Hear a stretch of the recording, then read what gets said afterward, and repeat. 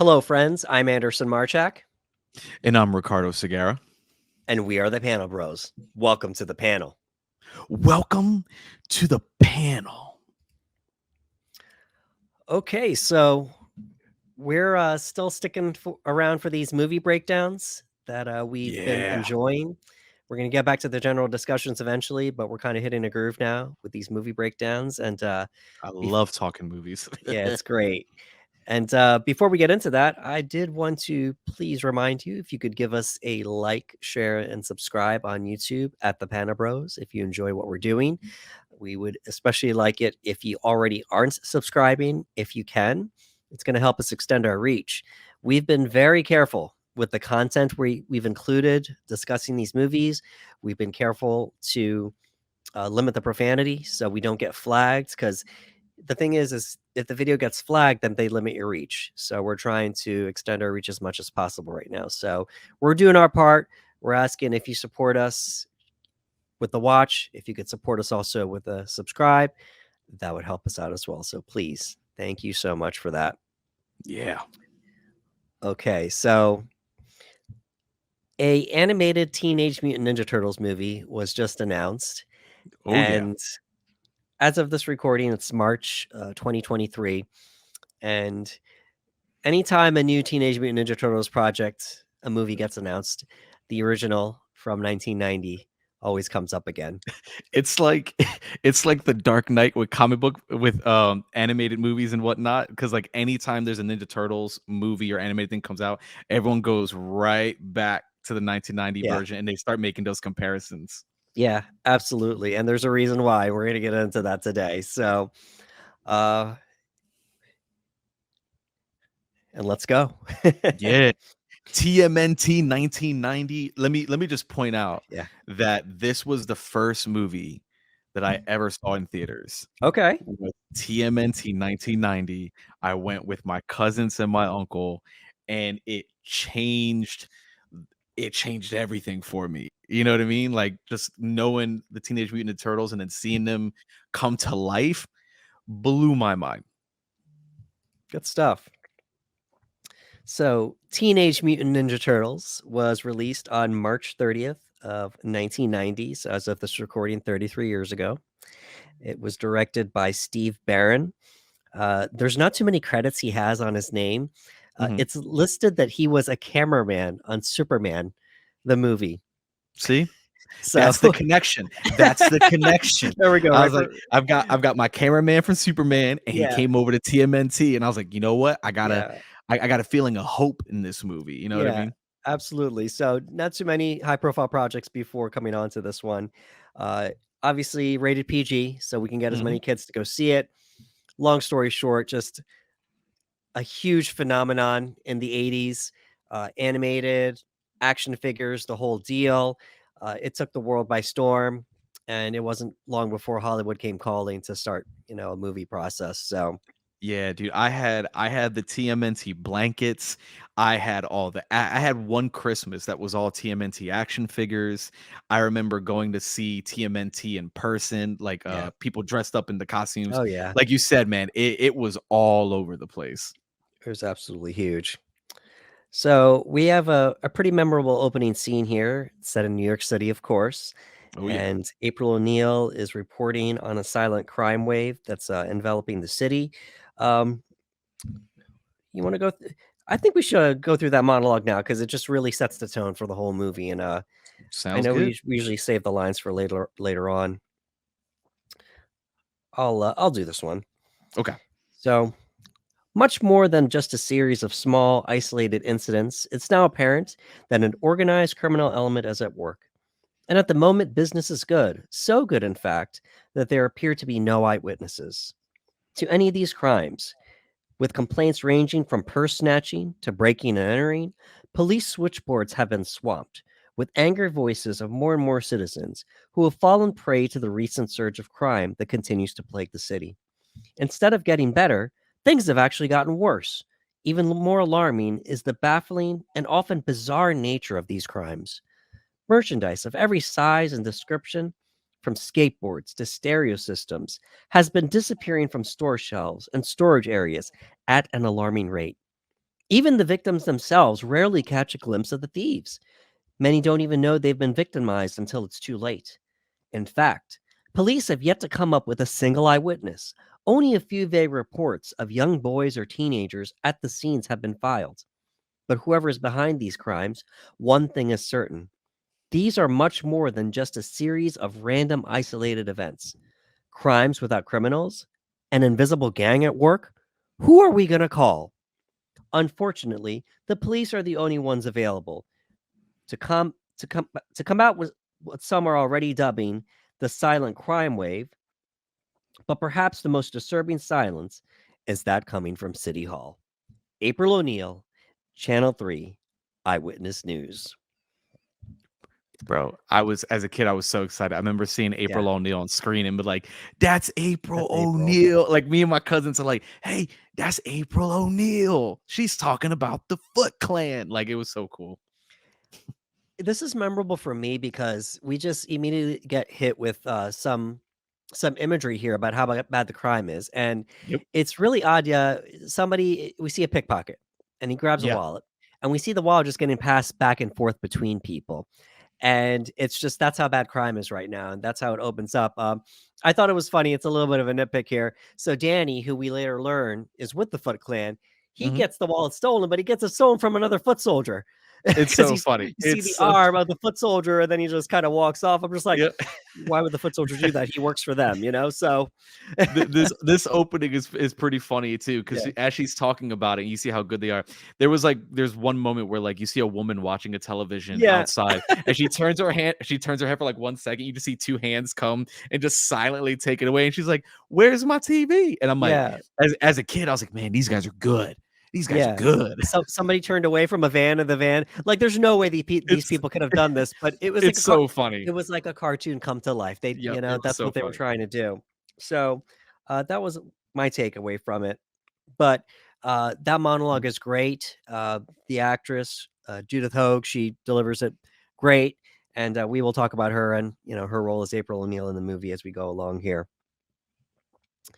So April's moving along here. She's going down to the subway, and on her way to the subway, she sees a rat and she jumps up. So a little foreshadowing. Yes, it was. So she's attacked by a group of thieves, and she gets saved. And we know who saves her, obviously. But It's it's so you good. see the sigh go hit the light bulb, and just goes black, and all you hear is just people get beat up. Yep. I remember as a kid because I thought it was such a smart thing to do where like our first introduction to the turtles essentially is them fighting in the shadows. Like we Yeah, don't see them and they're building this anticipation. You know what I right. mean? Like they're building. So like you see the side hit the light and that's it. And you just hear like the sounds of punching and kicking and whatnot. And you hear them making the sounds like, whoa, you know what I Yeah, mean? You hear all that stuff coming out. And like as a kid, you're like, oh my god, they're in there, they're in there. And I thought it was such a great way to do it where they're building that suspense. They know right. we know and we're just waiting to see them. It was done so well. Absolutely. So they save her, but unfortunately, there's a sigh that was left behind, possibly the sigh that was thrown to hit the light bulb, and you see like a head stick out from the sewer there, and and she grabs the sigh, and we only hear one word. What do we hear, Ricardo? All we hear is damn. That's it. That's it. Title credits. And I remember as a kid because Yeah, that's a bad word. right. And again, this was another moment where I looked at my cousin, was like, "Oh, he cursed." You know what I mean? Like we're watching Ninja Turtles go from the cartoon, and he just said, we're whispering, like, "Oh, he said, damn." You know what I mean? Yeah, Like I don't know. And then it goes down, and then you get the dun, dun, dun, dun, dun, dun, dun, dun, dun, and the yeah. music starts kicking up. And I remember just being like a kid, like, "Oh my god!" Like just getting so hyped. A part of me believes, and this wouldn't be the last time we hear that word in the movie. It's damn's Nope. said many times in the movie, particularly by Raph, and Mm, it's almost like, "Hey, adults that we know you're taking your kids, we're spicing up the movie a little bit for you, you know? yeah, Just gonna we're let gonna you know." push this one word. This one word, damn, we're gonna say it a lot. Yeah, All it's right, we're gonna PG, show it. so we got there, and, we get we see our Ninja Turtles here: Leonardo, Donatello, Michelangelo, Raphael, and, of course, Splinter, bro, the way I'm sorry, but the way they come in, like they come in and there's like a freeze frame and you see them Yeah. with the hands in there. And I remember just seeing an actual Ninja Turtle Yes. with the amazing practical effects and everything. And we'll talk about that. I just remember going, these things are real. Yeah. Like I was like, this is real. And you know, for a kid, that's a beautiful thing, right? To fall for that magic. That's why I love movies so much. And I know that there were other kids in the theater at the same time where we all kind of shared that Yeah. in that one moment go, oh my God. Okay, continue. I had to get that out. No, absolutely. I remember that same feeling too, because I was a big TMNT fan as well. I was a kid, you know, and when I Yep. saw this in the movie theater as well, like your face just lit up because you're getting to see the Ninja Turtles on screen and they're, you know, they're goofing off and they get the freeze frame for each character. It was fun, you know? Yep. Yep. We go from them taking out a bunch of bad guys in the shadow, and immediately we're reminded again that they're kids because they Right. come in, they're joking, and they're doing this and with Right. that. And I think, does Raph say it again here? He does. He You know, does, right? He it's just comes in. everyone's celebrating. They're going like, "We were awesome," you know, Yeah. tubular, you know, and then we went down to tell bossa nova, Yeah. Bossa Nova, man. Chevy Nova, Chevy Nova? excellence. Yeah. You know, so And just then Raph silly. just comes in being Raph and he goes, Yep. damn. Like Yeah, that's just it. Like he's that's just his upset, thing. you know, and everyone's celebrating, and then, you know, "I lost a sigh. I can get It's it so back. good. I can get," you know, it's just like, Yeah. "Calm down, Raphael, you know, Yeah. calm down." So Splinter instructs them to just continue practicing ninjutsu. This was their first time going out and hmm using their powers for good, so to speak. I put this down here because um, at the time, Domino's had a promotion that if they didn't deliver it to Oh. you in time, that you would get a little discount off of your pizza. So just to kind of set the tone for the movie, I feel like just how comedic it's going to be despite the serious themes here. You know, we have Donatello. He sits down next to Michelangelo. How you doing? Michelangelo, fine. Donnie, nice night. Mikey, mm-hmm. Pizza dude's got 30 seconds. Donatello, mm-hmm. Hey, Mikey, did you ever think about what Splinter said tonight? I mean, about what it would be like, you know, not having him? Hmm. Time's up. $3 off. It's so funny because like Donnie's hitting him with these like Right, legitimate questions, and all Mikey's thinking about is the pizza, and he goes, "Well, $3 off." You know what I mean? And it's so funny, and I love this scene because like it's a fun little piece of trivia that the actor who is the pizza delivery guy is actually Michelangelo. It's the actor in the suit, and I thought that was so cool. And they do that a couple times in the movie, and I right. think that's really, really awesome. And you know, as I got older reading, I was like, "Oh, that's so cool!" And sometimes you can hear it in their voice. You can hear a little bit of the accent that they choose and whatnot. But I just love that scene because, like you said, you got Donnie like, "Hey, man, you think we should talk about that?" And Right. Mikey's like, "Well, $3 off." And then you Yeah. had that whole back and forth with the delivery guy. Yeah, it's great. 122 and an eighth, and he's like looking it around and 122 and an eighth. Where's yeah, 122 and an eighth? It's right. so You're good. standing on it, You're dude. standing on it, dude. It's So so funny. good. So he flies it through the grate, gives him the money. They argue about the discount and wise men say forgiveness is divine, but never pay full price for late For Philly pizza. pizza. And it's one of my favorite things too is that the delivery guy just accepts that he's talking to someone in a sewer, right? Right, Like 122 and an 8, and he goes, "Oh, come on, I couldn't find a place." And they're just like, "Well, it's 2 minutes late," and they're just talking. And I'm like, this is so funny that they're just engaging in this conversation. right. And that might be, that might be a joke about New York in general. I was like, hey man, like, yeah, we got people living in the sewer, so what? We're having a conversation. And Yeah, it's so funny. And then you see them kind of like do a tug of war with the pizza and the money. You see him pull the box and he's trying to take the money, but they're both holding. He's like, give me that. And he just lets it go. And he goes, yeah. ah, it's so funny. It's great. So we shift to Raphael because he's just trying to figure things out here. He says he's going to see a movie. He went to see Critters, actually. Not only did he go see Critters, but he's like, where do they come up with this stuff? Like just crapping on the movie Critters.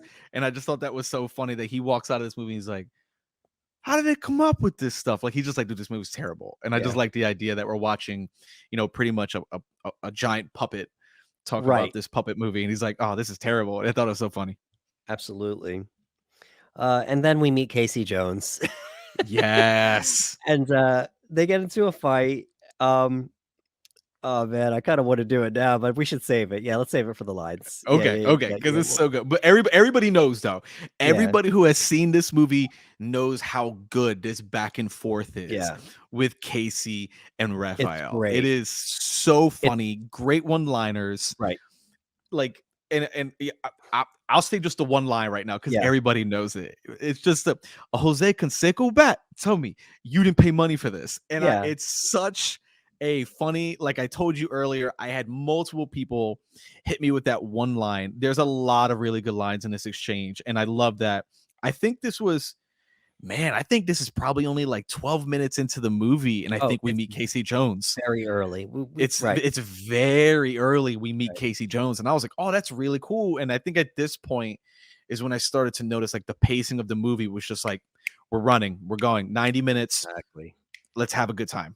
Absolutely, and, the TNT lore was huge at this point, so they could have put so many characters, but, Mhm. they did what they could, and it's just like, "Well, we're gonna put Casey Jones in the movie, we need to." Then I mean, and let's be honest, they need as many human characters as possible, Yep. to lay out the, you I know thought Casey was the perfect choice. I Yeah. love Casey. I love oh god, Elias, is that his name? I'm so Yeah. sorry. Yeah, Elias, Cotillas. yeah, because he is that you know how some people say, like, Michael Keaton is their Batman, Christopher Reeve is their Superman. To me, this is always gonna be my Casey Jones. I love him, he was great. Absolutely. So they have a fight, they have the exchange, Casey gets away, Raphael again, "I'm not finished with you," he screams, "Damn," again, you Yep, know? just screaming loud as can Yeah. be. So April continues investigating, the crime wave. She gets to find out that it's possibly the Foot Clan, and we see Shredder with the foot looking at it on TV, find her, silence her. So they end up trying to attack her in the subway, and we get another intense exchange that's very memorable. "We've been waiting for you, Miss O'Neill." "What? Am I behind on my Sony payments?" "Ha ha ha ha Yeah, ha," it's And then, "Your mouth may yet bring you much trouble, Miss O'Neill. I deliver a message." Shut it. shut it. It just smacks her, dude. He smacks her in the face, and what's awesome about this is April was like, "I'm not gonna take this laying down." And I love that Right, she fights. Like, she's like, "I'm gonna fight these guys." And I'm right. like, "Yo, April's standing probably across from, like, 9 Foot Clan soldiers," and she's like, "I'm gonna fight. What's up?" Exactly. They made April be brave, and I thought that was really cool. So she gets knocked out. Raphael saves her. He gets back his sai because it was in her purse. She pulls it out to try to defend herself, but he gets the sai back, and he goes to town on these guys, lays them out. He takes her back to the lair, and we see a foot soldier follow him, so the foot soldier gets to see where the lair is, unfortunately. April wakes up, she sees Splinter, she thinks she's hallucinating, she thinks she's dying, it's hilarious, or dead. Th this Yeah, whole scene is another one of my favorite scenes because Leo's like, "Are you crazy?" And Raph goes, "You know what, Leo? I'm crazy. Okay, I'm loony. Okay, all right. Are we done?" right. And I think it's Donnie's like, "Why? Like why?" He goes, "Oh, I don't know. I thought I'd just redecorate a little bit. New drapes, a TV Yeah, reporter, yeah, like what do you think?" Like yeah. he's like, again, Raph has that anger issue, and I love that we have Exactly. that banter with his brothers, and in his mind he's like, "Listen, I had to bring her down here," but he's getting the third degree from everywhere, and he's just snapping at everybody, and I find it's so good. It's so Raph. Yeah, and then Splinter, "What are you doing?" "I couldn't just leave her. Alright, get a washcloth." "Michelangelo, can we keep her?" Yeah. It's memorable. It's a memorable scene, yeah. Can we keep her? And then Yeah, I think I think when Splinter says get the washcloth, Mikey's so excited because he's like, "Oh, we're keeping her," and he just gets up and takes off. It's great. yeah. So she wakes up, she's screaming, she's like, "Oh, no, I'm dreaming. I remember you. You were the rat I saw earlier." Little Hmm. callback, Yep. "And you guys, I don't know who you are." "Oh, I'm having a nervous breakdown." And it's like, Yeah. Sit down, April. We're gonna tell you what's going on." And he tells her the origin story of how they were, they came to be, and yeah, please. I don't know. It's I thought, not nah, it was I love that he's just like Splinter. First of all, the voice acting for Kevin Clash for Splinter is incredible. So like, not Kevin Clash, I'm sorry, he does the puppeteering. I have to look up who does the voice of Splinter, but I love when he's just like, "Please sit down, Miss O'Neill," and yeah, she's just like, "It talks and he knows my name." yeah, yeah, yeah, And then he does this whole spiel of the backstory, and I love that in the backstory we kind of have this like it's nothing but the characters, like a black silhouette, you yeah, know what I mean? And I really like that because it kind of reminded me of a panel from a comic book, you know what I mean? Like it's just the characters on a page and that's all you saw. And it was interesting that even prior to Splinter gaining all these amazing abilities and being able to speak and whatnot, he's still almost very human in how he's looking after the turtles right, and whatnot. And I love that he's like, "Oh, I saw these turtles," and he's scooping them up and everything. And I'm like, this is before he's even been introduced to the ooze. And I'm like, right, Splinter's always been a good rat, man. He's always been a exactly. good one. If you could do me a favor, could you pull up the lines? Because I think would be a good time to take a look at that monologue here, because we have a few monologues from Splinter we got to get through later. Oh, yes, we do. There is So there is quite a few. All right, so this is Splinter explaining the backstory yeah, of our four brothers, and he says, "For 15 years now, we have lived here. Before that time, I was a pet of my master Yoshi, mimicking his movements from my cage and learning the secret art of ninja. When we were forced to come to New York, I found myself for the first time without a home, wandering the sewers, scavenging for whatever I could find. And then one day, I came upon a shattered glass jar and four baby turtles. The little ones were crawling into a strange glowing ooze from a broken canister nearby. I gathered them up in an old coffee can, and when I awoke the next morning, I received a shock, for they had doubled in size. I too was growing. I love this part because he goes particularly in intellect, and yeah. it's so good. And I was amazed at how intelligent they seemed, but nothing could have prepared me for what happened next. One of them spoke. More words followed, and I began their training, teaching them all that I had learned from my master. And soon I gave them all names: Leonardo, Michelangelo, Donatello, and Raphael. And Raphael's sitting there with the sigh like a toothpick. Yeah, He's just picking his teeth, you know what I mean? And I love that Mikey's first word, obviously, is pizza, pizza. pizza. It's pizza. He just goes, "Pizza, pizza." And I'm like, yeah, come on now. I put down this scene because, well, first of all, the voice actor of Splinter just He this is kills it, man. this is where we just get it's just so engrossing the way he's doing it, and we needed an origin story. What if, we need an origin story for the people that are just getting introduced to the Teenage Mutant Ninja Turtles for the first time, and I thought this was done really well, so to speak. So Oh, so I was right. It says, I mean, based on what it's saying here, it says the TMNT 1990 Splinter voice actor was Kevin Clash. Okay, I thought I was wrong, but apparently oh, cool. I was right. But Kevin Clash did a phenomenal job as Splinter, and he just has that he has gravitas when he speaks, you know what I mean? Like it's very, he has that mentor, like you feel it, like you can understand why these turtles look up to him so much just with the way he delivers his words, his monologues, and his teachings. And when he's given this whole backstory and how they came to be, you're really listening. Yeah, Like you said, like for anybody who may not have followed the cartoons on how they did it, read the comics on how they did it, this is their first introduction, like they're really listening to him, and a lot of that falls down to his performance. absolutely. So they escort April back home just in case, and we get another just not memorable, but just another funny moment. Sorry guys, I think I can offer you some frozen pizza. Mikey, "Vroom, let's go Shoots for it." right up. And she's just like, you guys like pizza? And without missing a beat, both of them. Yep. Doesn't Doesn't everybody? everybody? Like it's so common. Like we're in New York too. Like we're on Yeah, the East Coast where the best pizza on the planet is. And it's just like, doesn't everybody? And yeah, she's like, oh, okay. All yeah. right.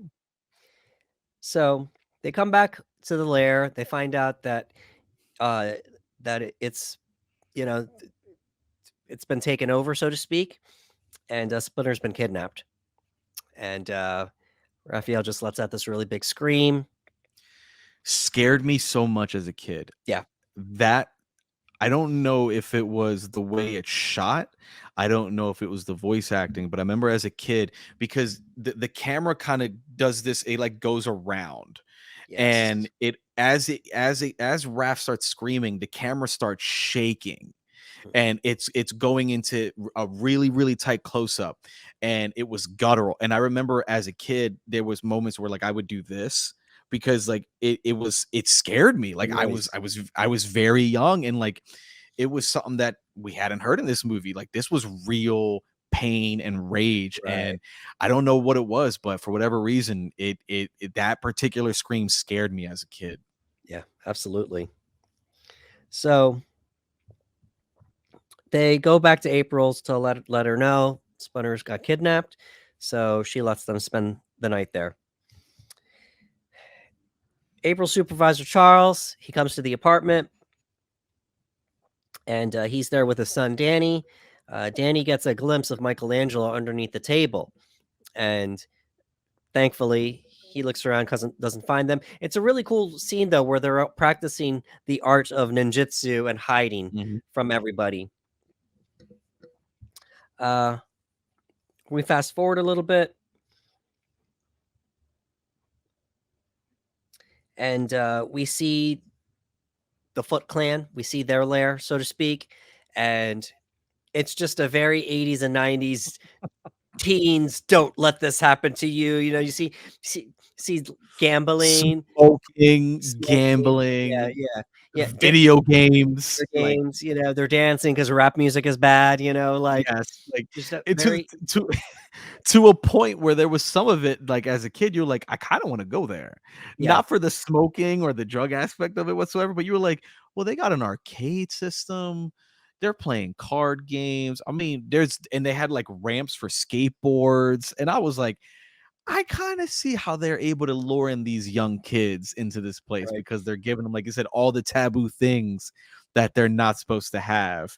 right. And, the I wanted to bring him up, because, everyone knows who he is as an actor. Do you remember who the actor is that's in the white T-shirt introducing all the kids? I had to look it up. Yeah, it's Sam Rockwell. Sam Yeah, Rockwell it's great. is in this movie just being like, "Hey guys, here you do what you want, when you want, whatever, whatever, whatever." And Yeah, it's just like, that's Sam Rockwell. yeah, it's That's great. it's pretty cool. So at the hideout, Shredder informs them uh, all of the threat of that's the turtles. Danny raises his hand. Obviously, he saw something, so he wants to let them know. That whole scene of Shredder talking to his sons, the way he words it, Yeah, it was such a good introduction to Shredder. absolutely. First of all, the costume design for Shredder is incredible. It's perfect. And I just the score, the way it's lit, the way he's shot, like when he's introduced, like you're like, okay, that's the bad guy. You know what I Yeah, mean? Like, and I love that. And we'll talk about it later, but I love that whole monologue he gives. yeah, And it's the first time in the movie where, as a young adult, not as a kid, I miss it as a kid, obviously, but as an adult, this was like the first time in the movie where I felt like, oh, we've got a tale of two fathers and their sons. And this was that scene where, as I got older, I was like, this is where that started. I was like, for me, that's where I kind of was like, okay, you have Splinter with his sons and you have Shredder with his right, sons, and they have very different ways of teaching what they want out of right. their students, out of the kids. And it was this monologue in the scene that he hits where I was like, okay, that's where it is. Yeah, it's a duality. That's pretty much where we get the theme of before Fast and Furious ever came out. There was a theme of family, you know. Yes. So, um, and we'll definitely go over that monologue later when we discuss the lines. We got our first major argument here. It's between Leonardo and Raphael. Raphael's, well, we got to go find him. Listen, we can't, Leonardo, we can't just go guns blazing. And they're arguing back and forth.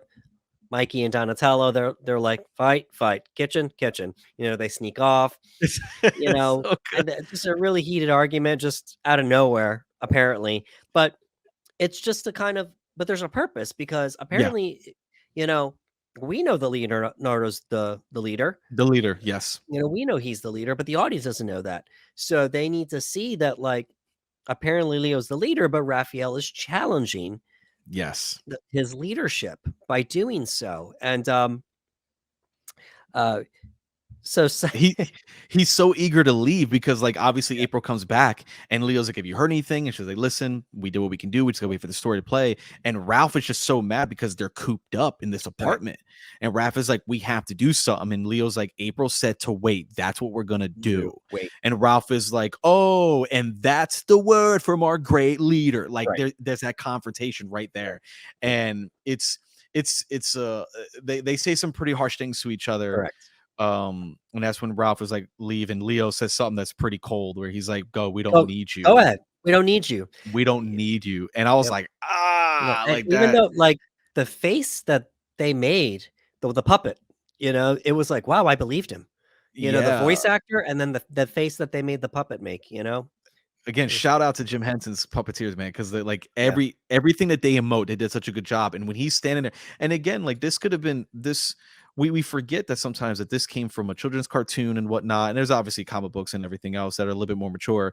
But a lot of us kids only knew this as cartoons. Like a lot of us were right. like into this very family friendly. So we're getting this conflict in this scene that's very real. Like it's two brothers arguing. And I think a lot of us could relate to arguing with a Oh, yes. sibling or a cousin or Absolutely. anything else. And it was very relatable. And like you said, just the way it's shot and like Raph, Leo doesn't even give him the benefit of looking at him go. Nope. Like Raph just walks behind him and Leo never just looks at him and he slams the door and he's like, "Good, go ahead. We don't need you." And it's just like, Well, wow. because he's tired of Raphael's crap, because this is Yep. Raph being Raph. He's Yep. like, "You know what? You can kick and scream, but it's not gonna bring Splinter back. If you wanna go throw Mhm. your fit, go throw your fit. I'm not going Yep. to enable you." And that's where Yep. Leo and you know what? In a way, he might have he might not have done it with his words, but with his leadership, he was putting his foot down, He you know? was. Splinter Absolutely. made me the leader, and I'm glad that you said that because Raphael was mocking him, but he called him the leader, so Yeah. Yeah, and, and it's good too because they've established in the movie that Raph does this, that he gets angry and he storms out. right, And there's even a moment where April's like, "Should we go find him?" And they're like, "No, he does this. Like this is right. what he does. Like, he gets angry and he just goes. Leave him alone." Yeah, absolutely. Um, so this leads to the Foot Clan arriving, and um, they beat Raphael until they knock him out. You know, Yeah, yeah. and they drop him through the I don't know what that's called, the high rise. Skylight? I don't even know Yeah, what that is. yeah, yeah, A window in the the, ceiling, the glass, y'all. Like, yeah, the glass ceiling. yeah. And he should be back any minute now. Bam. Incredible fight. The apartment's just getting torn to shreds. Um, we have a memorable show off of nunchucks between Michelangelo and the Foot Clan soldier. Oh, a fellow. Oh, a fellow chucker, eh? Yeah, And it's yeah, yeah. And it's so cool because, like, they're about to do battle, but in this moment, they're both like, "No, we're about to have a one-on-one real right. quick." I want to show you. So they have their thing, and every time there's like a key moment, the light comes on. You see, uh, you see the leader of the Foot Clan, well, the head soldier, Tetsuo, you know, you see him, and then the light comes on again, and it's like they want to look away, and Yeah, it's yeah. like, and you see Casey Jones coming in to save the day yet again, which he Yes. does time and time again in the movie. Who's that? Wayne Gretzky on On steroids? steroids? This is one of those things that I appreciate again because when this movie came out, I was too young, so I didn't know who Wayne Gretzky was. Yeah, So it's one of those movies that as I got older and I learned who Wayne Gretzky was, and there's a lot of jokes that I had missed as a kid that as I got older and watched, I'm like, oh, I get that joke now. And like absolutely. Casey shows up and they're like, nobody knows Casey. Raphael is No. the only one who has met Casey Jones. So no, the Foot has no idea who this guy Nope. is. The Turtles have no idea who this guy is. And some guy just rolled up in a hockey mask with a big hockey stick, and he looks like he's coming for a fight. And they're Yeah. just like, I have no idea. And again, that whole, like you mentioned, that whole fight is incredible because like there's comedic elements to it, and then there's just really good fight choreography in there as well. And some of the comedic stuff was so funny. There was a scene where Leonardo, he jumps up because there's a bike hanging upside down. He jumps up, he grabs the seat, and he kicks a couple guys, but then the seat breaks and he falls Yeah. and just dogpile. So like Right. there's comedic moments like that in the fight, but when Casey shows up and you can feel it, there's a shift. The Right. music changes and it gets very like it's one of the heaviest moments at this point in the movie where it gets very serious. Absolutely. Another dramatic moment. The answering machine. There we go. Dating ourselves with the movie here. Answer machine. What's an answering Right. machine Right. on a Hanging. landline? Yeah. Yeah. Hanging from the ceiling, and it's April's supervisor Charles firing her for running a second story, targeting the city and the police that they're not doing anything about the Foot. They get away and they retreat to the farm. So we get a break from the city, and we're Mhm. shifting to the farm now, and we get a completely different movie. It's Yes, calm. It's calm now. Yeah. when I was watching it again, I was like, this movie, and again, there's still comedic elements, but the tone changes quite a bit. We still have comedic elements, but there's more, there's drama, and there's some really emotional, powerful moments that happen at the Right. farm for a few of the characters, and it's really good. Yeah. We'll go through some of the lines later on, but um, for me, I saw that it was first of all, it was a break from the city, so Mhm. it's a farm that family owned from April's family. We had April doing a voiceover, doing those amazing illustrations. Yes. Whoever they got to do that artwork, pretty cool.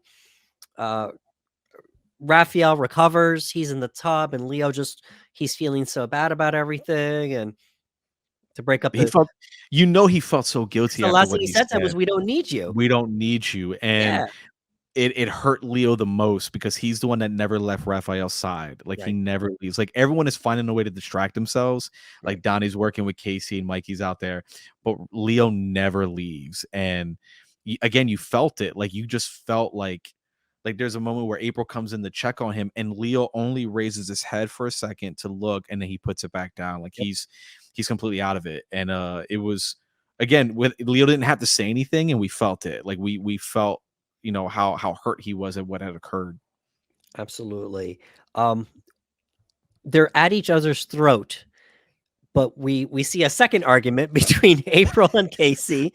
He breaks the news to her that she got fired, and she's like, "Well, aren't you the king of sensitivity?" She's like, "You could have Yep. done that a little bit better, You wouldn't even be here if it wasn't for me. You should be thanking me. I should be thanking you. Would you like one? No, I should be thanking you for the opportunity. Thank you. No, thank you. You're welcome. Thank You're you. welcome." You're welcome. Boom, boom, and they slam the doors. Yeah. It's such a great interaction between the two. Yeah. And again, like, they don't really know each other. You Nope. know what I mean? Like, this has probably Just met. been a few hours, and they already have that combative energy with one another that will eventually lead somewhere else. But Right. right away, it's like, And okay, there's hints that there's a romance building because he gives her a yeah, neck massage. So yeah. then He's we cutting carrots with Leo's katana. yeah, yeah, yeah. I love, like, he's just cutting it, and she comes in, and he can tell she's sorry, and he's like, "All right, Imma help you out a little bit." Right. Leonardo is meditating, and apparently through meditation, he was able to hear Splinter talk to him. So a little bit of a supernatural element that we don't even get into here, but because Leonardo was able to do this, he calls his brothers. They sit around the campfire, and they were able to talk to Splinter, through meditation. And Splinter delivers this amazing monologue that we're going to get through later. Um, and long story short, he lets them know that this will be the last time you speak to me because I'm going to die. And really emotional moment. really emotional moment. You see the turtles crying, and probably some kids crying in the theater too. As an Bro. adult, I get choked up seeing this movie now. Or, I this part. was I was extremely young, and even as a kid, Yeah. where there are certain kids like they can't grasp what they're watching because all kids are different, right? There are some kids that might watch a very sad scene and just kind of like, oh, that's sad. But I remember crying. I remember just being so upset because like that's their dad and Yeah. he was talking to them, and it wasn't just I think what hit me more as a kid is the imagery of seeing the turtles cry. Right. And I think as a kid, like that hurt because you see like the tears coming from their eyes and they're wiping. And there's again what I loved about it was the acting within the suits. Right. And there's a moment where I, I could be wrong. I think it's Mikey sitting next to Donnie. I could be wrong, but one of them kind of like just takes a really deep breath. Like there's tears, but they take a really deep breath, and you feel that like that sigh, and they just kind of hold each other's hands. Hands. And it's Yeah. very small, but it's so big. It's a Yep. very small thing, but it's just like, hey, I'm here. We're both here. We both felt that. It's okay. And I remember just as a kid, just like crying. And like even to this day, like I watched it again recently for this, and I was just like, man, it's just choking me up a little Yep. bit. Like it's very, very well done. Again, there's not a single joke in this scene. It's just Splinter, and he says, he says everything that he says, and it's really heartfelt. He's like, "You are my sons," and whatnot. And again, voice acting top notch. The imagery, the way it's shot, like it's just beautiful to look at. I can't tell how many times that like I've seen that image online. The image of the turtles around the Oh campfire, yeah. and you see Splinter in the middle talking. I've seen it countless times because everybody kind of goes back to that one scene and just says, "Man, like that was so heavy." The score is Absolutely. beautiful. Chef's kiss on that whole scene. So the turtles, they decide it's time to go back. So they return to their lair. They see Danny hiding there. Um, Danny tries to make amends with everybody. He returns to the hideout um, to meet Splinter, who's been talking to him. And it's almost like Splinter has been talking to Danny, but he's been kind of like, no, the Foot are my family now. And he's like, no, they're not. They're just using you, So it's Mhm. kind of like Splinter's been trying to talk some sense into Danny. And while there, Splinter tells the story of how he knows Shredder. Oroko Saki. Yeah, Orokusaki. So he tells the story. Shredder comes in and is like, "What's going on here? Nothing." And Danny, who actually took one of April's drawings she gave it to him. Mhm. Shredder's like, "They're back," you know. Yeah. One of my favorite things about the scene too is that Danny is like like he's just like, what an awful story. And he goes, well, what happened to Orokosaki? And Splinter says, I don't know, but Right, you wear his symbol above your brow. And like that's when Danny's kind of like, oh man, like what am I doing? And right. then he kind of just like takes it off, and then Drops Shredder it. catches him. And I'm like, oh, Danny's very lucky because Shredder just kind of lets him be because he's like, Right, the turtles are back. But I was like, oh, Danny, you're screwed. absolutely. So Casey had actually followed Danny, and he disguised himself as a foot soldier. Um, in the chaos, they free Splinter. Um, they defeat, Shredder's second in command, Tatsu, and they convince the remaining members, not the soldiers themselves, but the kids, Mhm. to kind of join them. You know, family.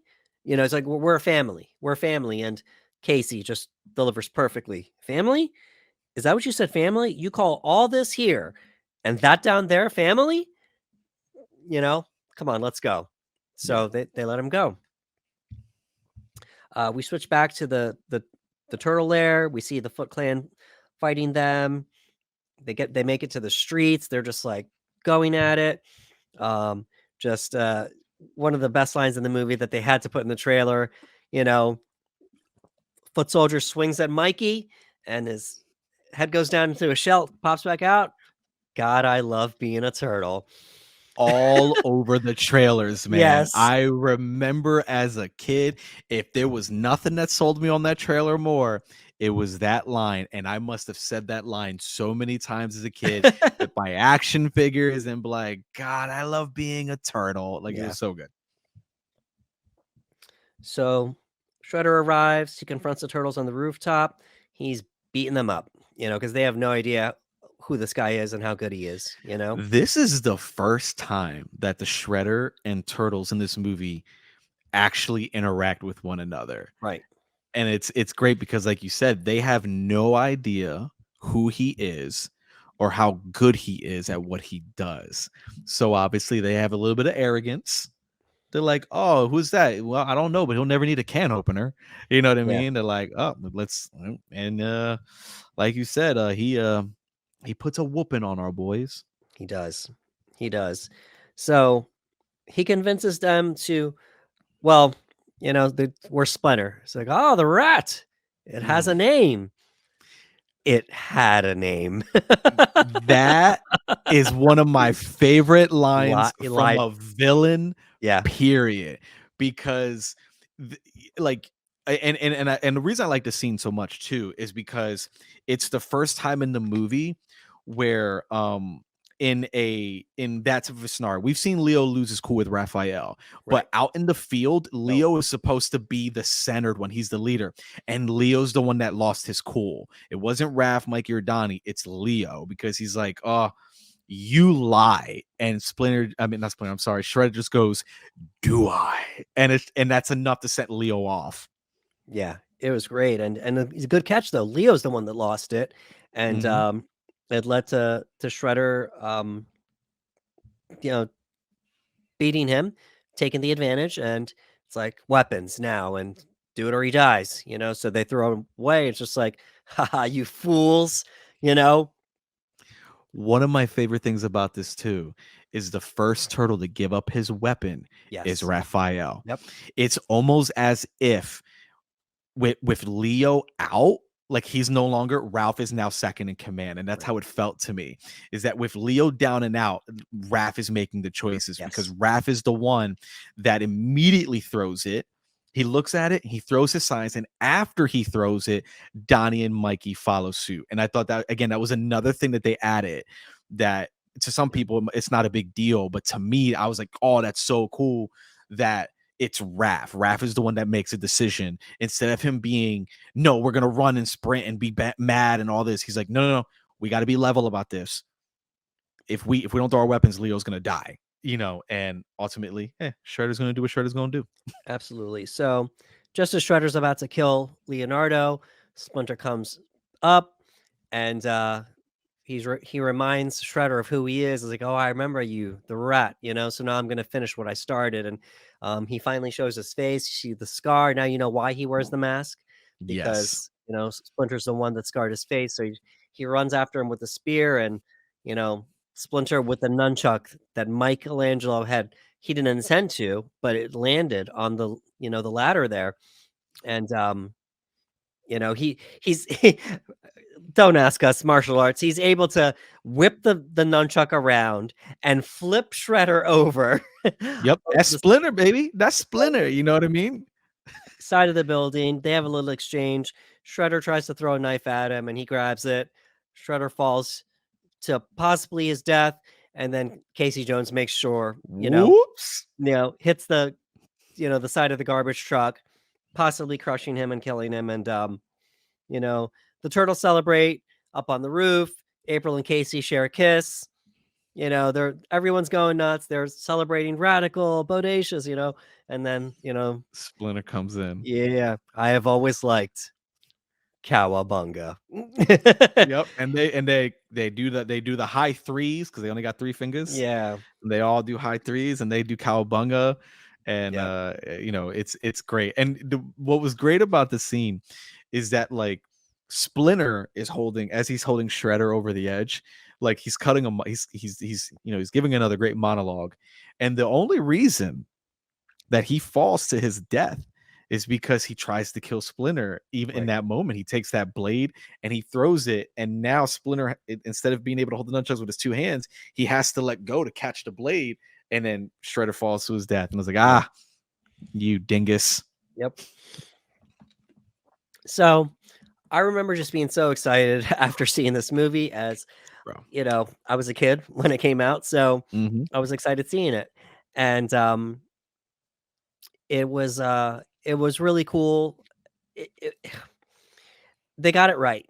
Yeah. They got it right. And we fast forward to today though, and I look back, and here's a little trivia. Did you know that no live action Teenage Mutant Ninja Turtles movie has ever been critically acclaimed? I've And never looked. yeah, none. None of them have. None of the original trilogy, none of the 2 reboot movies, not the 2007 animated.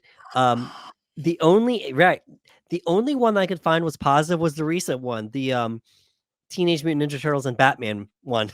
That's the only one. Yeah. That's crazy because I thought that I think it's a 2017 one. I remember being like, "Oh, this one was really well done." Like I felt like, is it the 2017? Is that the one with Freddie Prinze Jr. is voicing Casey Jones and Sarah Michelle Gellar That's is April 07. O'Neil? That's '07. Oh See, I'm 07. way off. I'm Yeah, way off. Okay, yeah, all right. yeah, I'm remembering now the Bay production Turtles movies where they were all motion capture.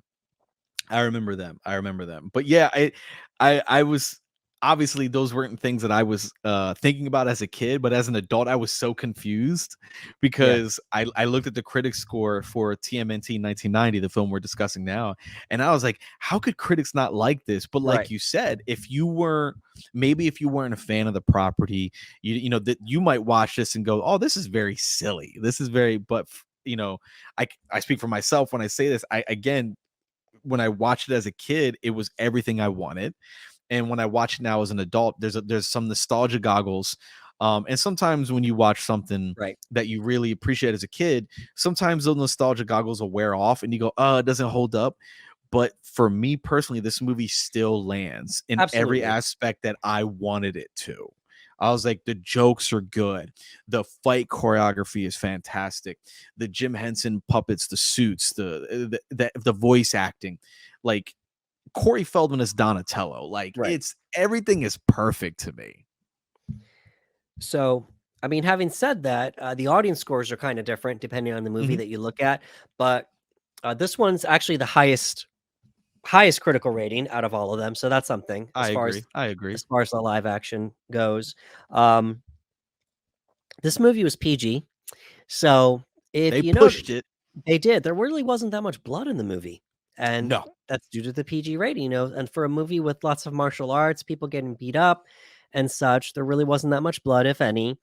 Nope. Um, they You were real had you had April take a straight hit to the face, and they didn't add any like nothing, lip blood. Not they're nope, like, no, no. They didn't. She didn't even bruise up. They didn't put any bruises nothing. on her. Casey took a couple shots to the face. And even if you thought that they might be able to take some liberties with the turtles because they're not real, they still didn't do it. They were like, no, Yeah, we're not doing that. absolutely. There were a lot of dark themes too, but they got away with it, because it was just like, we'll make it dark, but not too dark.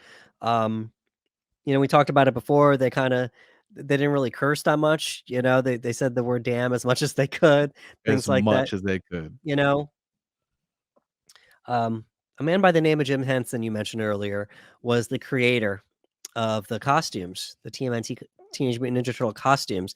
And for those of you that don't know, that is the creator of the Muppets, and that is all the Muppets, the ones on Sesame Street and the ones in the movies: Kermit, Miss Piggy, Fozzie, Gonzo, and then the Sesame Street Muppets too: Big Bird, Yep. Oscar the Grouch, the Count, all of them.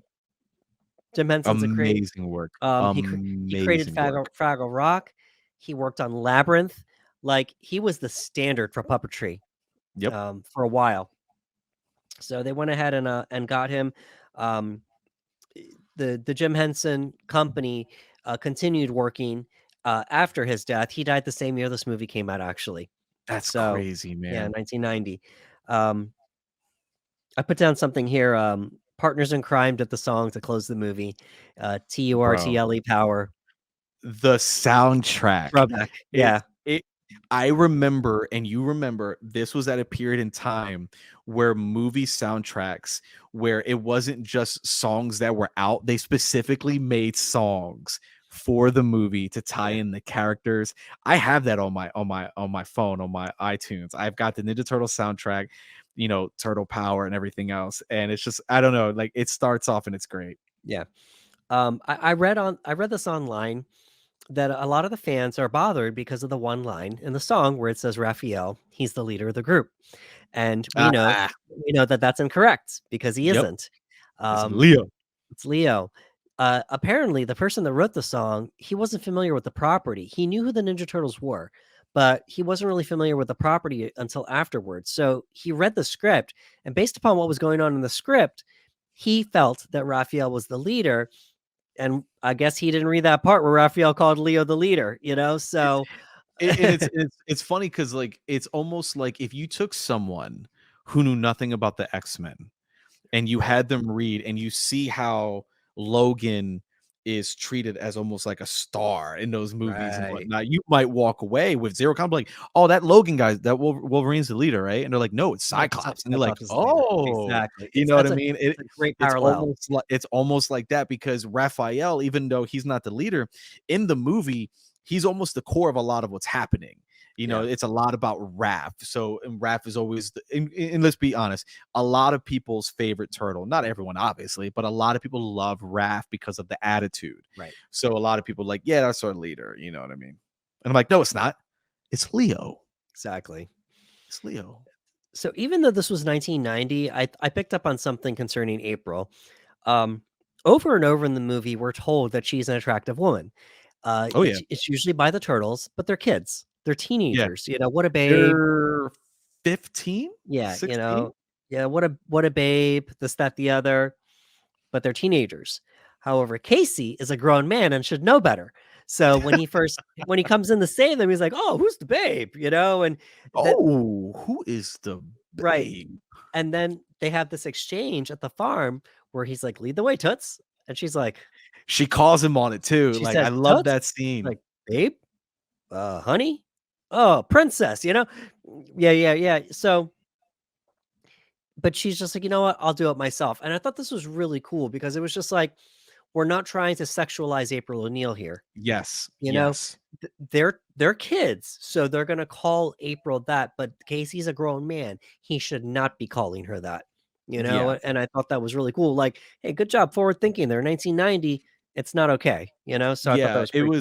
it was great too because again, like she needed some help with something, Right, and immediately she's like, "No, I don't want it. Like, I'm not going to be objectified, right?" So she's just like, right. "No, like no," and it's followed by arguably one of the funniest moments in the movie where he sits on the bench Yeah, and he's just like, "Whatever, like I don't care," and then the bench just breaks, and it's kind of like the movie's way of saying, like, "Yeah, you deserve that, my boy. right. You take a seat," and it was really fun. Um, Another thing I wrote down here, man, Danny ruins everything. Dude, The most awful character in this whole movie. I wanted to fight Danny Oh, even as a man. kid because one, like if you want to if I mean if you want to, you don't have to. You could say this movie's about three fathers, right? Struggling. You Yeah, got Splinter, Shredder, and you got Chuck. You got Danny's dad. You know what I mean? Where he's like Danny's dad is a single father right, and he's trying to take care of Danny. Danny's acting out at school and everything else. And I'm like, yo, this kid is bad news. You know what I mean? Like he's he's ratting on the turtles, then he's right. going here and he's going there, and it's just like, Danny, you are just the worst. Absolutely. Like on top of like he robs April. He's robbing everybody. He robs Everybody. April, you know, he's saying, "Oh, I know where the turtles are," and then it's just like so everything happens because of Danny. If Danny. Danny never tells them, almost none of this ever happens. And then stupid with the picture of Leonardo, I guess, I'm assuming it's Leonardo, It's in his Leo, yeah. yeah, in his pocket, and then Shredder finds out that they're back because it's like, stupid Danny, like It's so crazy because like he's with the turtles and he leaves and he just goes to like he escaped and he goes back to talk to Splinter. Yeah. And I understand that conflict, but I'm like, yo, man, you could have just been like, hey guys, let's go get Splinter out. You know Right. what I mean? Let's go. I know a way in. We'll get us in. We'll Right. get Splinter out. And He and goes then by himself and just to right. talk to a chain of And then to Splinter. And I'm redeem like, himself, he gives her back the $20 that he stole from her purse, you know? yeah, you know "Hey, what I April mean? hey, It's like, April, I okay. owe you this. Trust me, I just owe you," you know? So, alright. Yeah. And I was like, oh, come on, Danny. You gotta do something, my boy. Your dad over here struggling, man. Look, I get it. You're one of the lost children. I understand. Maybe your mom leaving or whatever happened. We don't really know is really eating you up. But you got to try to be better, Danny. Be better, Danny. So I highlighted a few cast members here. And, well, before we did that, any takeaways from the movie now that we've wrapped up speaking about it that we haven't already touched on before we start Um, getting into the cast and the notable lines? I mean, we could go all day because honestly, Yeah. again, the Jim Henson puppeteering is incredible. Right. It's one of the things that helps the movie stand up so well to this day. I think in that department at least is that like it's real, it's authentic, you can touch it. And I got to give, major props to every person who put those suits on and was doing that choreography because that Right. cannot be easy. You know what I mean? So they're throwing spin kicks, they're throwing roundhouses, they're doing rolls, they're doing flips, and I couldn't tell you, but I can guarantee you by looking at it, those suits are not light. They're Right. probably extremely hot. Then you've got gears and mechanics in here for the puppeteers off camera to move the mouth and everything. So the Jim Henson squad, phenomenal. The actors inside the suit, phenomenal. I love the blend of the comedy. They never allow us to forget that they are kids, and I thought that was Yeah. great. I think that in the later movies, I think in the Bay production, there was moments where people were like, oh, I kind of forget they're kids because they're so wrapped up Right. in everything that's happening. And I think it was the elevator scene where they rap and they do beatboxing, Right. where people was like, oh, they feel like kids. This movie never lost sight of that. There's moments where they kind of have to be mature in the scene that they're in. I said, but you're never forgetting that they're kids with their dialogue, with their exchange with one another, with their fear. And that's all really, really good. Again, I love the duality in the movie, and we'll talk about that more as we get into the actual monologues that they give and Yeah. what they mean for the characters. And I thought that it was one of the it's not critically acclaimed, but if someone were to ask me, what do you think are the best adapted films from an existing IP, whether it was a cartoon, a comic, Right. whatever. And I think this movie, regardless of how, I mean, it did well with the fans and it, it, Right. it changed the world. I think this is one of those movies that I can look back and say, hey, I feel like they adapted it really well for the big screen. It's 90 minutes. The Right. pace just doesn't stop, which is really good for kids because kids' attention span can be very short. So it just keeps moving. And luckily there's not too many things that I'm like, oh, that's outdated, I can't buy, it's not a lot of that. It actually works really well. So voice acting great, everything else. I love the score when the movie starts to get very serious. There's a shift in the Right. music. So all in all, man, it's a heck of a good time. And like this is one of those movies that I have a list of movies that I look forward to showing my kids when they get older. There we go. And this is one of those movies that when she gets a little older, I'm like, okay, we're gonna show you Teenage Mutant Ninja Turtles. That's cool, man. Yeah, and 90 minutes, it does go by pretty fast. They get a lot done. Hmm. It's I don't know if a short movie was more of an older thing, but I felt like a lot of the action movies were shorter back then, 80s, early 90s. So, but definitely because it was geared towards kids. For me, it's just one of those situations where critically whatever, but in the eyes of the fans, it was a winner, Yeah. and for that, I would say Teenage Mutant Ninja Turtles is a cult classic at this point. They're plus Oh, 30 for years, sure. after 30 years. I mean, it was a cult classic after 10 years, to be honest with you, because Oh you yeah. know, sequels kept coming out, and then 20 years reboots kept coming out, and people keep looking back, so, you know, j just a little heads up, folks, just because something isn't critically acclaimed doesn't mean you still can't enjoy something, Yeah. and who knows, it might not ever be becoming critically acclaimed, but in the eyes of the fans, it'll be a winner, you know? Yeah. Yeah. I'll be honest with you, there isn't a person I know. They might exist in the world, but there isn't a person I know that is a fan of TMNT that does not enjoy this Right. movie. I've never heard. Again, there might be people out there like, I don't really like it, but based off my friends and people that I know, that we have very similar tastes and whatnot, and sometimes we don't. This is one of those movies where we all agreed. Whereas like, no, TMNT did it right, Yeah. and it's to this day I own it. So like I love Yeah. that movie. So I want to give a shout out to a few of the cast members. We have Judith Hogue as April O'Neil, and I mean, she's kind of the human lead when you think about it. Yeah, You she know, is of the people. absolutely. You know, so there we go. Good Yeah, job. We had a woman lead. You know, and I feel like she embodied April as far as, you know, the turtles do save April a lot, but she held her own. You know, she yeah. held her own in a lot of the scenes. You didn't really see fear in her eyes too much, even when the Foot Clan No, were with her face to face. So good job she's in got the a great tenacity, and I love yeah, that yeah. about her. Good job with the writing and good job on the actress for doing that. There was moments. Now this is my other Superman connection. It's just for me. It's okay. There was moments where I was like, man, I could have seen her as a Lois Lane Yeah. because There you go. she wasn't afraid to speak up to the police. She wasn't afraid to go against her chief editor. She wasn't afraid. She was No. like, "No, this story needs to get out." And I love that. I love that she even made a joke out of it. She knew she was going to get chewed out by the chief of police. She knew it. And she's like, "Time me." Yeah. She's used to it. She has no problem with that pushback. So I'm watching it and I was like, "Oh man, she kind of reminds me of Lois, where she has that journalistic integrity, where she's like, It's good. no, I'm gonna get to the bottom of it and I'm gonna go do it, even if it means I got to go out there and do what I'm not supposed to do. If it's gonna be for the benefit of people and helping people, I'm gonna do it. Again, no fear in her eyes. Like there was those moments where she was like, she could run and she was like, we're gonna fight, we're gonna throw down. So I like that about her. Yeah. Oh, I forgot to mention when I was reciting the opening monologue, she drops this line when times like these, who are you going to call? And, you know, at the time, Teenage Mutant Ninja Turtles was kind of taking over the Ghostbusters train Mm-hmm. because they Yes. were big with animation and action figures up until Teenage Mutant Ninja Turtles came out.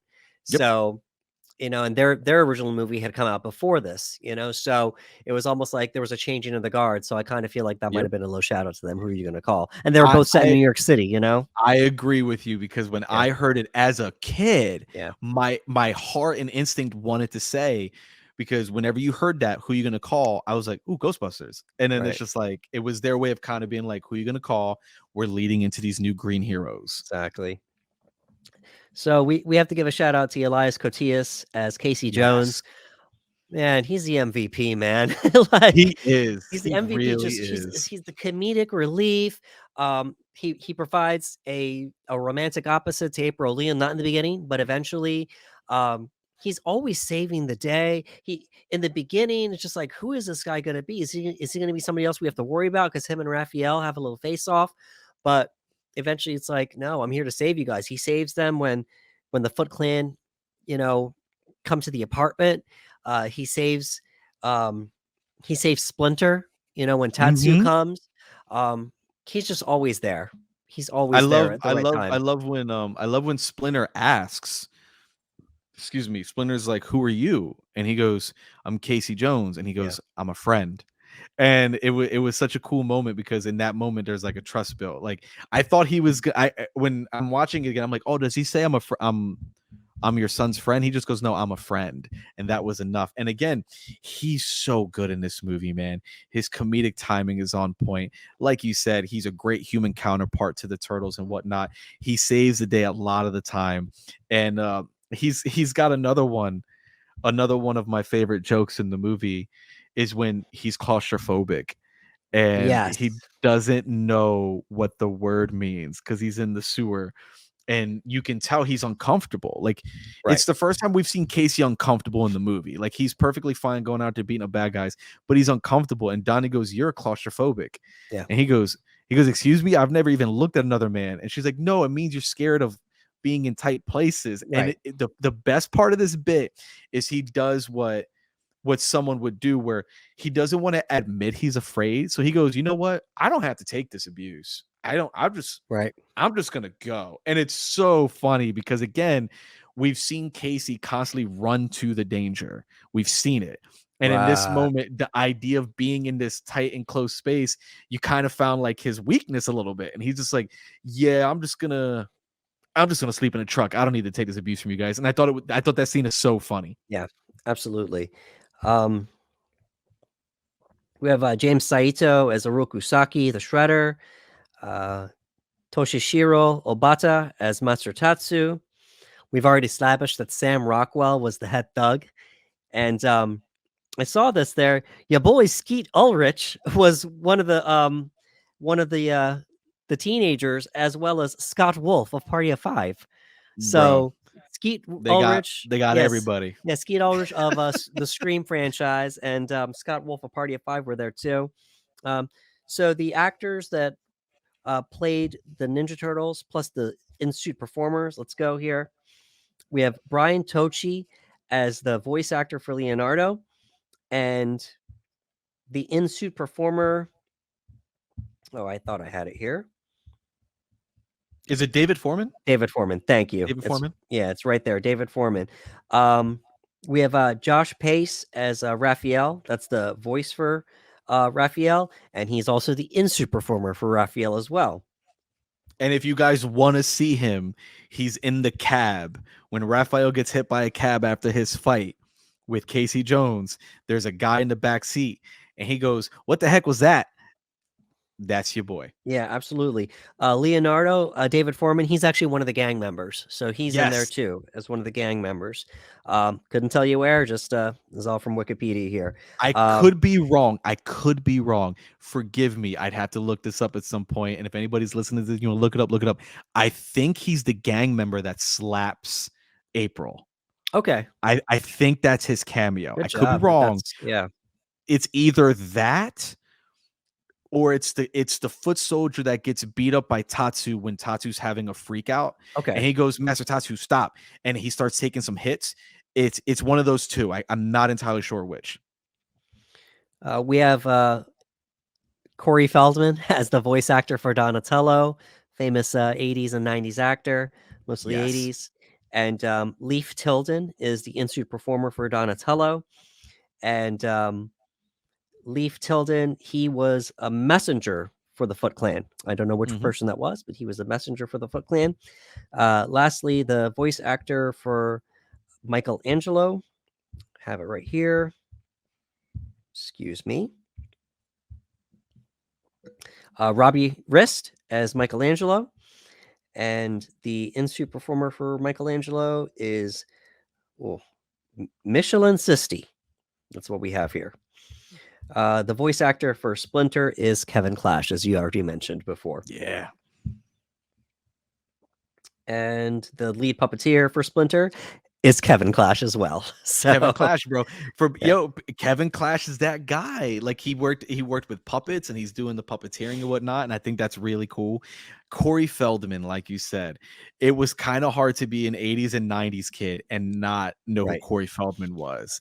This dude everywhere. So he's another one of those characters. And because he lent his voice, when I hear Donatello, that's the voice that I hear. Yeah. If I was reading a comic book with the Ninja Turtles and I read Donatello, I hear Corey Feldman. That's just who I associate with, and I find that really really cool that I still have that.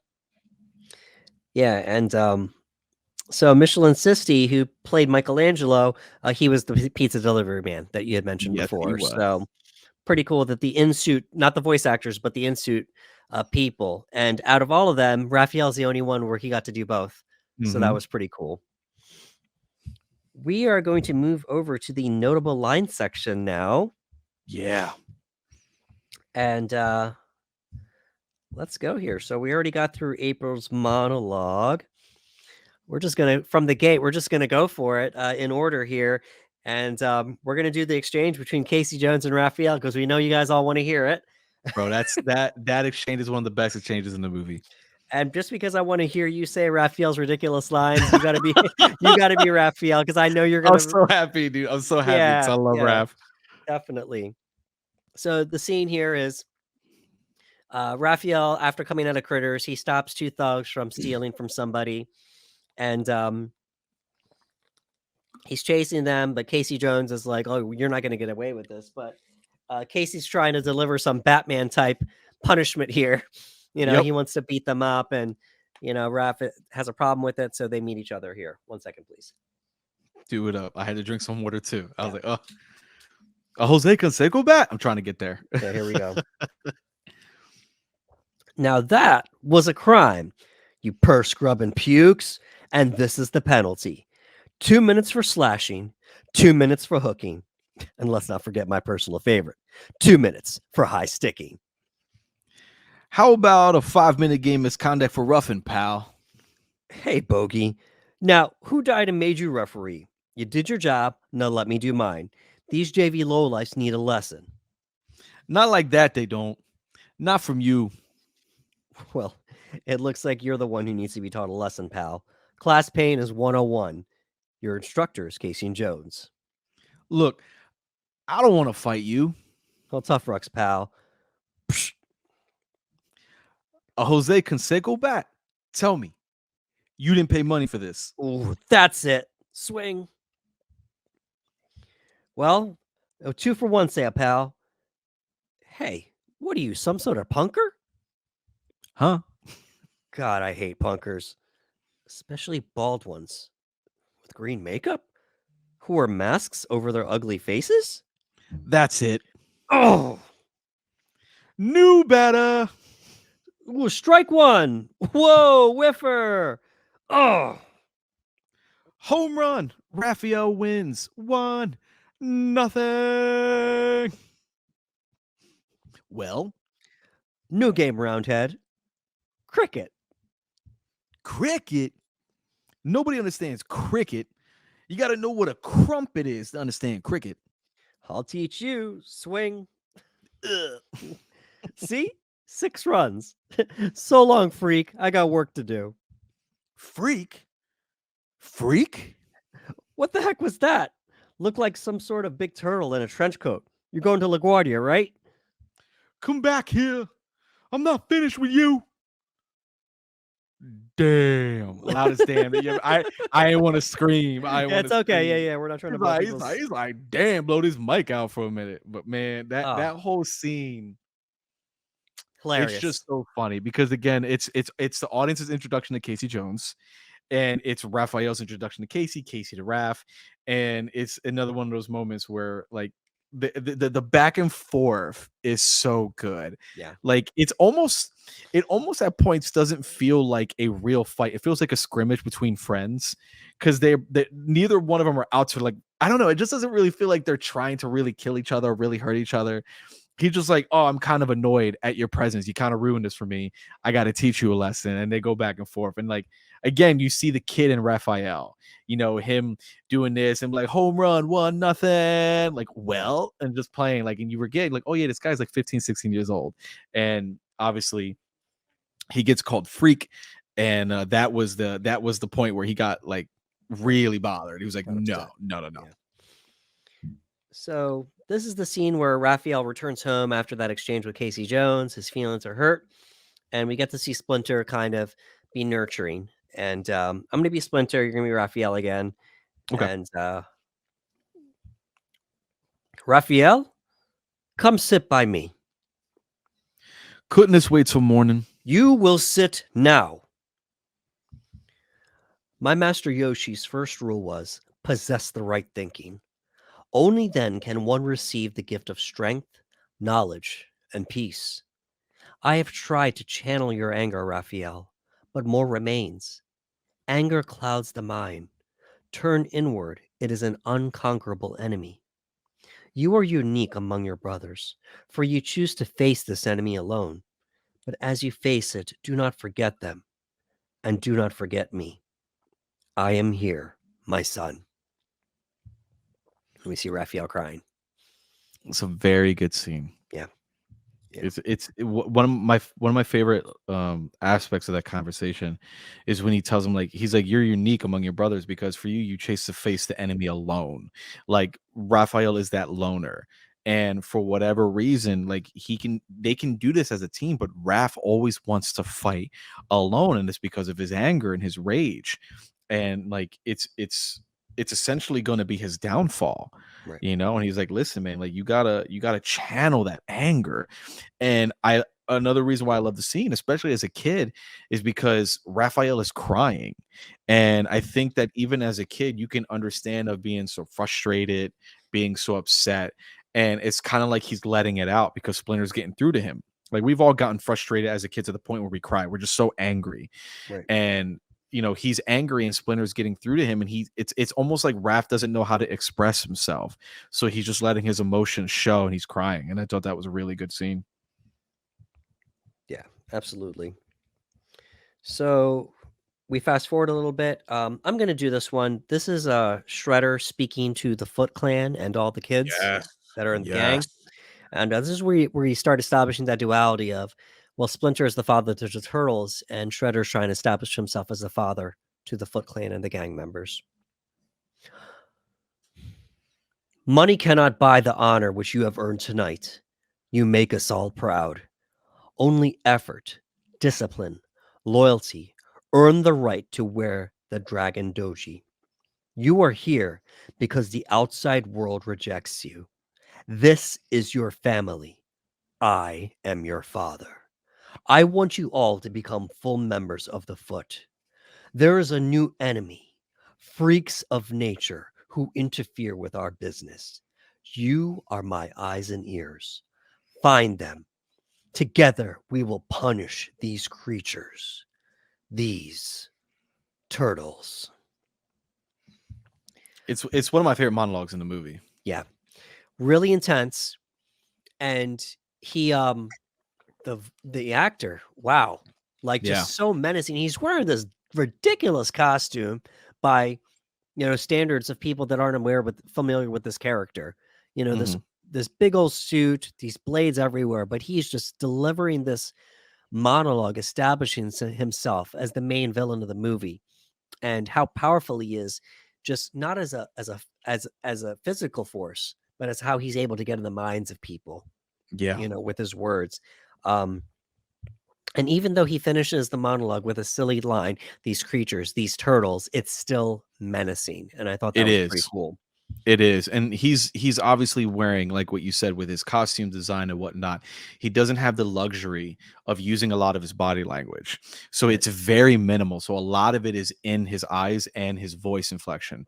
So right, his voice was just it was so menacing. It was intense. Again, it's another aspect of like you can see how these kids follow him because he's speaking to them in a way that is in control. right, He almost sounds like the way Splinter is. Splinter feels like a father.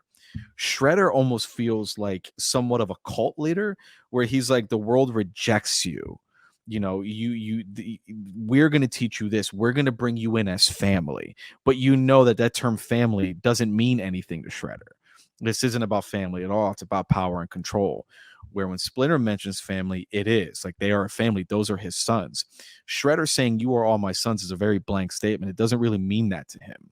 It's all about controlling the narrative and controlling these kids. And I thought that again, as a kid, I'm just like, ooh, this guy's very scary.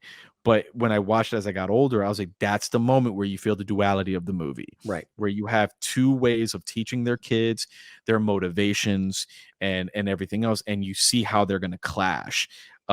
Fantastic monologue. It very well delivered. Again, very well shot. Just the way they shoot Shredder and the cinematography of the scenes around him and the lighting and whatnot. It's top tier. It's great. This is a comedic interaction here. It's between Casey and Donatello, and it's when they're bonding at the farm. So I'm going to be Casey Jones. I'm going to have Ricardo be one of the turtles again here. Yeah. So I'm Casey. Ricardo's going to be Donatello. Not even close, Zipneck. Professor and Marianne, happily ever after. No way, Atomic Mouth. Gilligan was her main man. They'd be married and have 6 kids by now. Aw, man, Gilligan was a geek. Barfaroony, You're the geek, Camel Breath. Domehead. Elf Lips. Let's give this a try. See if this transplant worked. Funkoid. All right, here goes. What are we on? G. Here goes Gack Face. I'm ready, hose brain. There again, there is a camaraderie. Like Casey's almost like in with the brothers. You know what I mean? Yeah, Like I love that back and forth, and they're clearly playing the alphabet game, insulting each other in alphabetical order, where they're going amongst their day and what they need to do to fix the right. truck, but they're having fun with it. And I thought this was a very this is what's the word I want to use? I don't know if I want to say it's a cute scene, but it's like an adorable scene. Like Yeah. they're having fun with one another. Again, we forget sometimes Donnie's 15, 16 years old, and they're playing a game. I included this April O'Neil monologue here. It kind of sets the tone at the farm, and I'm going to read it. I thought that Judith Hogue did a good job with this, and um, as strong of a person as she's been for the movie, I thought that this was so gentle and so nice the way that she did this, and the imagery there you're getting shown throughout this monologue. You're seeing her draw. You're seeing her Mhm. draw them. You flash in and out of that interaction between Casey and Donatello, of the interaction of between Raphael and Leonardo. So it's just it's strange being back on the old farm, even after all these years. It still feels like home. My amazing new friends have suffered their first real defeat. That's bad enough, but they've also lost the opportunity to find out about their mentor, and I'm sure that hurts them much more than anything else. Each of them deals with this confusion in his own way. Donatello has found someone to latch onto. Leonardo, meanwhile, has kept a constant vigil with Raphael. And then there's Casey Jones, a 9-year-old man trapped in a man's body. He might be almost cute if he wasn't for that pigheadedness. The turtles are four once again, and yet still not whole. A lingering doubt remains, an unknown which they can't bear to face, their greatest fear. It's good. It's a very, very good take. Yeah, absolutely. And then we see that interaction between April and Casey. There's the neck massage, so it was a real nice use of a monologue, but also to see the passage of time and how they've been bonding with each other at the house, everybody. So Yeah. I enjoyed. One of the things I liked about the monologue too is that like she brings up the fact that it was their first real defeat. This Right, was the first time that they've known such a significant loss like this, and why being at the farm is so important is kind of getting away from everything, trying to rebalance and work with one another again. And I thought that that was a very, very important thing to mention because up to this point, the turtles again, they're somewhat of an arrogance. They're teenage kids. They're right, out there doing it. They're doing a very good job at it. They're being a thorn in the side of the Foot Clan and Shredder. And for the first time, not only have they been defeated, they lost the fight. Raph is taken out, and they have no idea what's going on with their father, right. Splinter. So like they're probably at their lowest point at this point in time in the movie. Speaking of Splinter, so we're gonna have Ricardo read that Splinter monologue. It's Yeah. this emotional monologue that he gets to tell the turtles when they're meditating around the fire. All right. Excuse me. I am proud of you, my sons. Tonight you have learned the final and greatest truth of the ninja. The ultimate mastery comes out of the body, comes not of the body, but of the mind. Together, there is nothing your four minds can accomplish. Help each other, draw upon one another, and always remember the true force that binds you, the same as that which brought me here tonight, that which I gladly return with my final words. I love you all, my sons. Emotional. It's his goodbye. Yep. Like it's such like when he says like the same as which brought me here tonight, which I gladly return with my final words. I love you all, my sons. And Right. again, as we mentioned, this scene it just hits on a different level. It's probably the most heartfelt scene of the entire movie where like you really feel that connection and that bond with them. And again, amazing delivery from Kevin Clash and just I I don't think there's anybody who watches this movie who doesn't think about this scene at least once prior to watching or whenever they think about the movie, because it's that good. You know what I mean? It's that Absolutely. good. This is the final moment between Shredder and Splinter, and even in the final moments, we get to see the type of person that Splinter is. So Shredder overwhelms Leonardo. He dies. Weapons now. They throw it. Fools! Ha ha ha! The three of you might have overpowered me with the loss of but one. Now your fate will be his. Oh. Ah, yes. Oroko Saki. I know who you are. We met many years ago in the home of my master, Hamoto Yoshi. You. Now I will finish what I began with your ear. Oh. This is where he runs, he dodges out of the way with the nunchucks, holds him over the edge. Death comes for us all, Oroko Saki. But something much worse comes for you. For when you die, it will be without honor.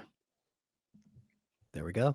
And it was, because he was hanging over the edge, Back at him, yeah. and Splinter was holding him up, and Right. Shredder just tried that one final kill blow through the blade. Splinter caught it. Shredder falls to his death. Yeah, and in a way, it was just like we're gonna joke like the no killing rule. Well, Splinter didn't actually kill him, you know. Whoops! Yeah, Whoop. Casey Jones did. You know, Splinter was actually trying It, to save him. You know. it's so funny because LOL. when this movie came out, I don't know if they planned a sequel, because obviously the way that it ends, you're like, he's dead. Like, Right. you're like, there's no way. Like, Casey, like you said, the turtles aren't the ones to do it. Splinter's not the one to do it. It's essentially Casey, who's that, he's that character. He's like, whoops, and he's the one that pushes the button and it closes on Shredder. Right. And you're like, well, he's clearly dead. Yeah. But for those who watch a sequel, you know more than that. We just spent a lot of time talking about the lines, but there were so many one-liners as well, and we went through as much as we could while we were watching this. While we were talking about this movie, rather. Rewatching this, a lot of nostalgia. Mm-hmm. If I hadn't grown up on Teenage Mutant Ninja Turtles and hadn't seen this when it came out, would I enjoyed it as much now as an adult? Probably not. It'd probably be very different. I recognize fully that when we watch this movie, it's with nostalgia goggles, and that's fine. What's even better is that I did the math. It was released 33 years ago, and it's a franchise. It's a property that just still won't go away after all these years. We had a video game come out this past year. Shredder's Revenge. Thank you. And it's in the vein of the old Ninja Turtle arcade games, right. Turtles in Time. Right. It's a nice throwback. So that was just in 2022. 2023, we got the Seth Rogen reboot animated movie announced. It's a property that just won't go away. We've had countless reboots animation wise. Mm-hmm. The Teenage Mutant Ninja Turtles are here to stay, Yes. and it's so much fun that we could look at a movie like this. It came out in 1990. It's nostalgia.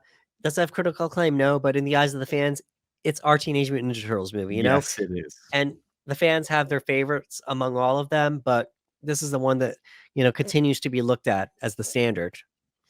Do you have a favorite turtle? Oh, yeah.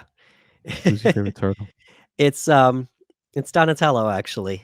That purple, man. It's the purple. No, actually, that purple, well, man. purple really wasn't a color for me growing up. I mean, it's funny now that it's a color I use a lot, but it matches now perfectly. Yeah, absolutely.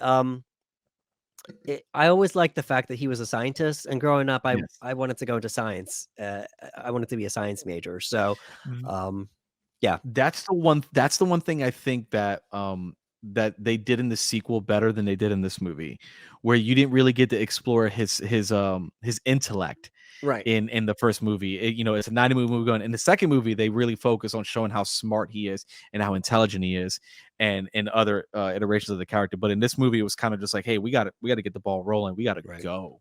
Yeah. Do you know who mine is? Um, Do you know I who my mean, favorite Star Wars? I'll be honest with you. If I had just met you, I would probably say Mhm. Michelangelo Interesting. when I just met you. But now that I've gotten to know you over the years, probably Raphael. I don't know. It's Leonardo. Oh wow! Look, wouldn't Leonardo's my favorite would not character. have even known that. Wow. Oh, you Everybody's know like, "You what? like Leo? You like Leo?" I'm like, "Dude, I love him. He's the leader. He's You know he's the what? s he's the sensible That's one. so He's funny like." because Cyclops is your favorite X-Man. Yep, yep, yep. People have often said, they're like, "You like Cyclops?" I'm Yeah, like, "Yeah, man. He's gotta make the tough decisions. I right. like Cyclops." Okay, And so hey, is hate to burst your bubble, he does get Jean Grey. Sorry, all Logan. right. You know what I So is Venkman your favorite Ghostbuster too? mean? Venkman is my favorite Ghostbuster. I'm sorry. Venkman is Yeah, my favorite I mean, Ghostbuster. in the Now movie, over the years, we've played around, but it's always been Venkman. It's yeah, always in the been Venkman, movies it's the Venkman. animated cartoon. Yeah, but well, I don't know. Egon, man, Egon That's what I'm though. saying. Like over the years, it's kind of been like, again, because as a kid, Yeah, I gravitated towards Venkman, and then as I got older, I was like, ooh, yeah. Egon's up there. So yeah, so like I think it's animated is Leo. yeah, animated Egon, but I know you love Bill Murray, you love Peter Venkman, you know, so Yeah. you like the So leaders, and Leo, that's yes, you like the yes. leaders, and that's pretty I cool. like I Leadership, like I like the leadership roles. yeah, I remember growing up. I didn't get made fun of for it or anything, but people were like, "Really, Leo?" Because obviously Michelangelo was cool. right. The pizza, Everybody the like Mike, skateboard. yeah, Raphael was the BA one. Donatello was smart. He right, was very intelligent in gadgets, and I was the one that was like, "We have to do what Splinter says." You know what I mean? And we're like, "That's your favorite?" I was like, "Yeah, dude, Leo." Like he had the katanas, which each weapon was dictated a certain skill and level for the turtles, and I always appreciated that Leo has what is arguably, it's not, when you look at the weapons naturally, instinctively, we want to say the katana is the most dangerous weapons. It always depends who's wielding them, but like your mind sees a katana and you're like, oh my god, that's a scary weapon. And I right, love, it always made me think of like Leo gets that weapon because he's the one that's most reserved. Like he's right. that leader. He knows that that's only when he absolutely has to do it and whatnot. But yeah, I've always been a Leo guy, man. I've always been a Leo. Nobody make fun of me for that. I like Leo. Ricardo, give us some closing thoughts on Teenage Mutant Ninja Turtles, Man. as it's known online TMNT 1990. TMNT 1990, obviously, as I mentioned, it's the first movie I ever saw at theaters. It blew my mind as a kid. I'm glad that I could still hang on to that nostalgia and still appreciate it for what it is now. It's not one of those movies that I feel bad in any way about still enjoying it. Again, great puppeteering. Jim Henson did an amazing job. Great choreography, gate fights. The humor is there. It knows when to get serious. It knows when to hit you with the drama. Um, just it hit, again, as I mentioned, if there was a checklist that you could have asked me as a kid, what do you want this movie to hit? And you told me to come up with certain beats. Yeah, They hit everything I wanted as a kid. The constant pizza references, the banter, the villain Shredder was phenomenal. One of my favorite villains. Just the way they, every time they introduce Shredder in a scene, it's done so well. The seriousness of how they treated Splinter, you know what I mean? Like they never made him feel jokey. He's never hokey. He's never corny. It's a giant rat, but they're like, no, like this is yeah, Master Splinter. So I love. It felt like the people who were making the movie, while understanding a lot of kids were coming to watch this, they took making the movie very seriously. And I don't mean that the whole movie's serious, but I mean that they cared when making this movie to kind of reach the kids and also reach an older demographic as well. And I appreciate that because as a kid I could enjoy it, and then as I got older I could appreciate new aspects of the movie that I didn't understand as a kid. And I love it. I absolutely adore it. It's one of my favorite childhood memories and movies, and one that I can still watch today. I love the pacing, and I'm glad that the legacy of TMNT continues. Yeah. for new generations. I can't wait again to show my kids when they get older, but I'm also ready and willing to watch whatever versions they would like to show me.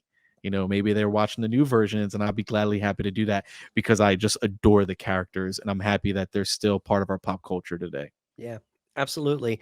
Um, I would like to mention something about the practical effects, and we don't see it too much in the movies anymore. Unless it's like horror, we'll see it in horror sometimes, and we even mix. But um, I think a lot of the specialness of Teenage Mutant Ninja Turtles is that we got to use practical effects. They were really standing there. There were puppets, but they were standing there, and animatronics to control the face. They had a voice actor plus, an in-suit performer, and maybe the secret to doing another live action Teenage Mutant Ninja Turtles is probably going back to practical effects and see what they can do.